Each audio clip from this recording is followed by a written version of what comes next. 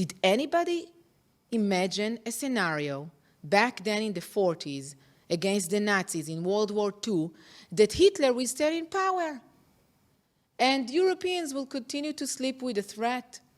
And this alliance with Japan, what would you say? Stop the war in the middle. Why did you stop the war in 45? You could have stopped it in, 42, and have half of Europe in the hands of Hitler and the others under the threat. Does that make sense? So it doesn't make sense that I will continue to live with the monster here up north. Avi Mini for Rebel News in northern Israel, only about 14 kilometres from Lebanon. The border of Lebanon, as we've seen over the last few days, has been escalating with militants attacking Israel, forcing Israel to strike back. We're here to speak to one of the most renowned experts in the region to explain to us what is actually going on and where we're heading. My name is Sarit Zehavi. I'm the president and founder of Alma Research and Education Center. We are experts to Israel's security challenges on the northern borders. And what's your personal background? I'm a lieutenant colonel in reserves. I served for almost 15 years in the military intelligence. I was an analyst. Okay, so what are we seeing now unfold here in the north? What we see is Hezbollah and Iran working according to their plan to create a multi-front campaign against the state of Israel. It started with a surprise in Gaza, and here they are trying to drag Israel into war, meaning that every day we have an average of 2 incidents. Until at this moment, it's already 3 today, but an average of 2 incidents.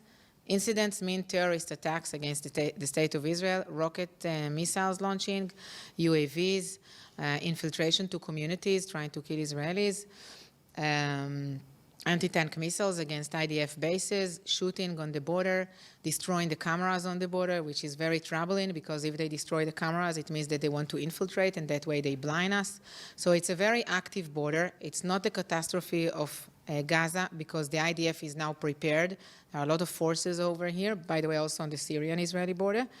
But it's kind of a feeling that Hezbollah is doing all the time small attacks and not the major ground invasion that it planned. And it was Hezbollah's plan, this ground invasion, because it wants to get the legitimacy to tell the world that Israel opened the war. But meanwhile, we don't have normal life here. Children are not going to school. We hardly sleep. All the communities next to the border were evacuated by the army. This is almost 30,000 people that were evacuated in a distance of 2 kilometers from the border. There are many communities. It's 28 communities. And we are here like 14 kilometers from the border, and it doesn't feel regular life. It's not routine. It's a war zone. So I guess a lot of people around the world are watching what's happened, especially since last Saturday. Are you confident with the intelligence that Israel has, that they can actually control what's going to happen here on the border? Because, of course, people are questioning Israel's intelligence after what transpired on the Gaza border.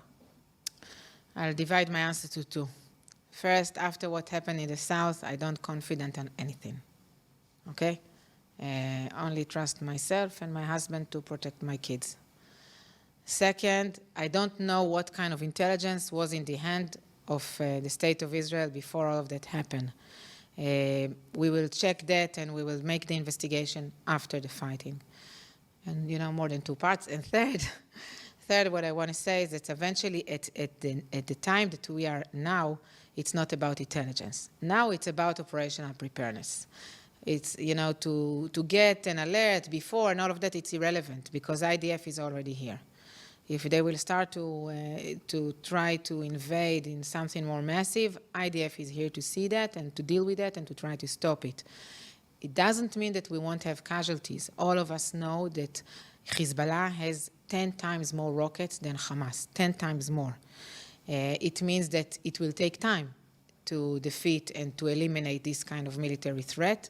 And even though the army is prepared, we all know that if the North will escalate to a full-scale war, it will not be the same as what happened in the South, but it's going to be dangerous, and there is a high cost. And by the way, high cost from both sides, because eventually IDF will have to defend us, and will have to attack all these military sites of Hezbollah in Lebanon, which are the same as Hamas, based inside the civilian structure, making the Lebanese themselves as human shields.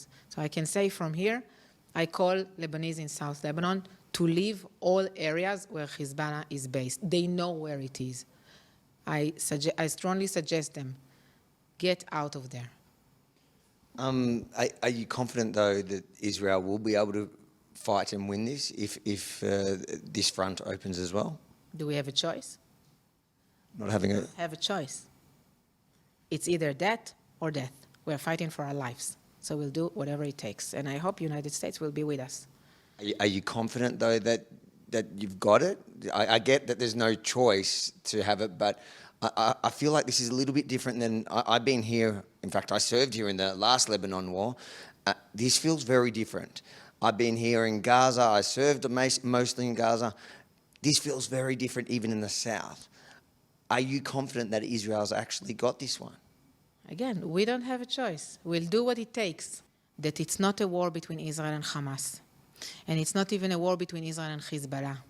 This is a war between the Western values and radical ideology that its mission is to distribute the values of the Islamic Revolution all over the world. We are fighting Iran here. Iran is the mastermind between what is happening. It published its plan. We knew the plan specifically. The surprise was with the time and the front, because we were looking up north. My center is based up north, while Hamas was preparing down south. But the vision of Iran is to create a multi-front campaign against the state of Israel, and that's why Hezbollah is not quiet from Lebanon and all other factions there. And that's why you see the Iranian foreign minister traveling here in the Middle East, trying to mobilize all other militias to join the war, which I don't know whether this will happen or not, but this is Iran behind it. And that's why I want to say from here, after they finish with us, you are next. Nothing stays in the Middle East. Iran is spreading radical ideology, and I don't want to compare it to ISIS, and I don't want to compare it to September 11. I want to compare it to the Nazis. This is a Nazi ideology, and it doesn't care about the cost of life, neither of the Palestinians nor of the Lebanese, and of course not of the Jews or Israelis, and they will not stop until they will get to you. They are establishing educational centers, innocent educational centers all over the globe, and the children that are now going to these centers will grow up to be terrorists in your countries. You must close these centers and make sure that these children are getting Western education. What would you say to people that would argue we need just de-escalation? Israel needs to pull back, stop the bombing in Gaza. Yes, it is horrific what happened last weekend, but, you know, and we've seen at least, I think it's 1,500 Israelis then, including women, children, and some of the horrific acts that happen there. But it doesn't justify now the hundreds of children or potentially thousands of children in Gaza facing a similar threat or facing a similar situation, and potentially here in Lebanon. What would you answer to those people? How can you say it's a similar threat? What, our soldiers are raping the women, our soldiers are burning the bodies, our soldiers are tying parents to their children and then burning them alive? How can you compare? And moreover, our mission is not to occupy Gaza, and it's not to revenge. The IDF mission is to defend Israelis.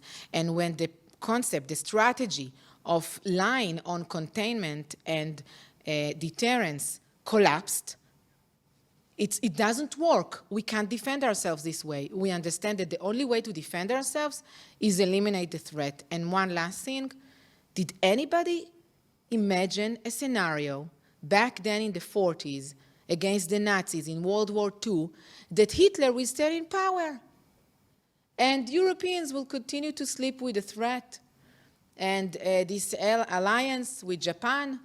What would you say? Stop the war in the middle. Why did you stop the war in 45? You could have stopped it in, I don't know, 42 and have half of Europe in the hands of Hitler and the others under the threat.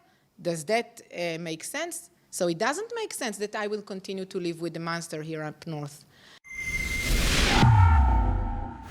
If you think it's important for the world to hear the truth from a level-headed expert who only tells facts, make sure to like, comment, but most importantly, share it far and wide to educate others. And then head over to the truthaboutthewar.com, check out our other reports, and share them as well. And if you support our mission, please consider chipping in at the truthaboutthewar.com to help us cover the costs. The truthaboutthewar.com. Thank you for your support.